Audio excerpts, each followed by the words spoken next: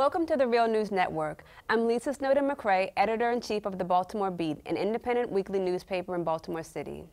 At a time when some Maryland leaders, notably Governor Larry Hogan, are looking to crack down on crime, others are taking a longer view, pushing the idea that the way to stop crime is by focusing on and nurturing the city's youngest residents. The Baltimore City Council recently approved a $12 million youth fund aimed at making sure that smaller groups dedicated to working with kids in the city get the money they need to do their jobs. We're the only third or fourth city that have targeted funding for our youth. It was meant to get to grassroots organizations that's out doing the real community work. It's not going to exclude anyone who is a 501c3, but everybody is welcome to apply to get this funding as long as they're looking to take after our kids. Adam Jackson, CEO of the grassroots think tank Leaders of a Beautiful Struggle, co-chaired a 34-member task force aimed at laying the groundwork for the fund. He's here to talk a little bit more about it. Thanks for being here, Adam. Thank you for having me. Okay, so we know now that it's been approved. Tell me a little bit, actually, backing up, how you guys got involved with this.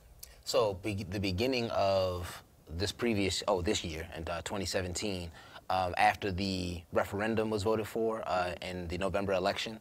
So there were a bunch of meetings convened by different people around the Youth Fund.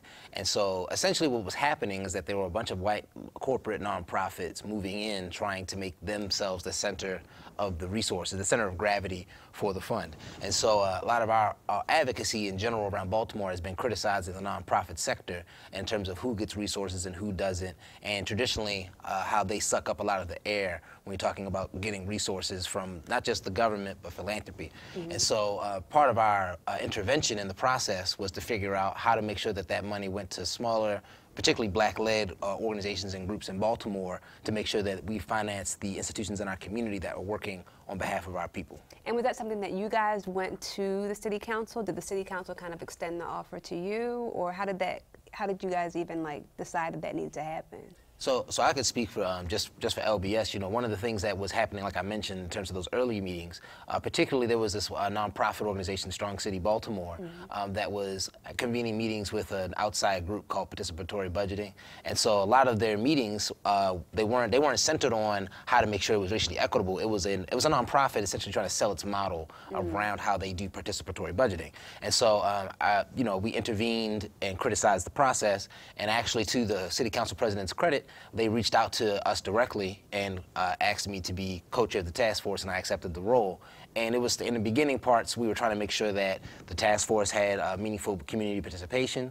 And I actually ended up happy with the results because of the actual recommendations that we put out, which focus heavily on racial equity and ensuring that smaller organizations got capacity building resources so they could build out their programs. Not just financing a program here and there, but actually creating more of a ecosystem for organizations for youth in Baltimore. So that to me was the biggest thing that came out of it, was those results. So I feel like the more people you invite to the table, it's good, but also it can be a little bit crazy. Like being in charge of 34 different adults with different, outlooks on life and opinions seems kind of like a gigantic task. How did you guys get work done? Like, how did you kind of get on the same page with everybody and even have something that you feel like was successful? So me and my co-chair, John Brothers from the T. Rowe Price Foundation, we actually talked about that at the very beginning. And part of the issue was to figure out, well, how will we lead it? And so one thing I was very clear to him and everyone else about the task force is that there needs to be leadership by black people in Baltimore to make sure that this goes the right way, and he agreed to that. And so that was the first step. So because me and John worked so well together on the task force, it made everything else kind of function. And also, like you said, I was probably one of the younger people, probably the youngest person in the room in a lot of those meetings that we had. And you have a lot of people that run city agencies and philanthropic groups and nonprofit organizations. And a lot of them, they didn't disagree with the fundamental idea around making sure that smaller organizations had resources and that is racially equitable. The problem was operationalizing it. And so I think that energy and spirit was there around wanting to get that done. But the problem was that people usually don't have viable alternatives when you're talking about actually implementing it. So to me, that's what made the work easier down the line, is that once you figure out a way to operationalize it, then putting it into place is fairly simple. But I think a lot of people, they just hadn't been used to talking about that in a real way. It's all very theoretical and abstract in the nonprofit sector. We're just going to talk about racial equity, but we don't really know how to put it in place. So I think we ended up working well together at the end of the day because people agreed on fundamentally on the concept, but most of the hard work came when we had to operationalize it.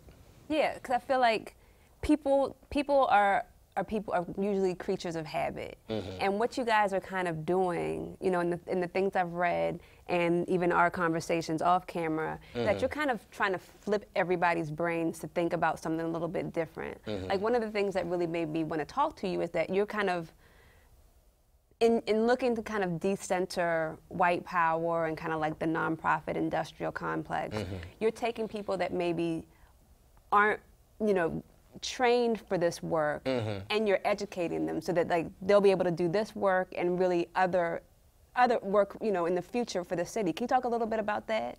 Yeah, so one of the major differences between this fund and kind of how philanthropy is set up generally is that usually in philanthropy you have program officers who decide where money goes, have a portfolio, and that's usually like millions of dollars or, you know, hundreds of thousands of dollars. And these people are mostly making arbitrary decisions about who gets money and who does not. And in many ways that inculcates the philanthropic sector from accountability, because then they can point fingers to one another, each other's organizations, and say, well, this person and does that or whatever.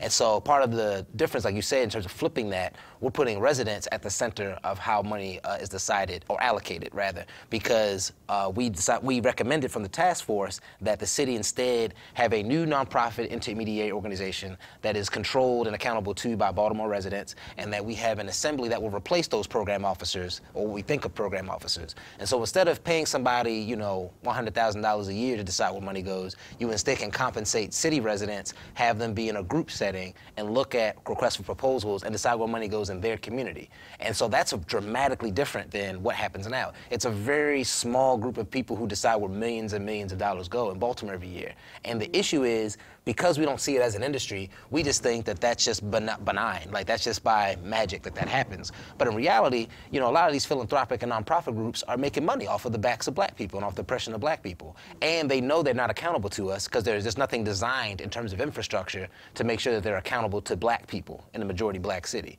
And so part of the goal and objective is to not only have input, you know, but to put us at the center of deciding where resources go.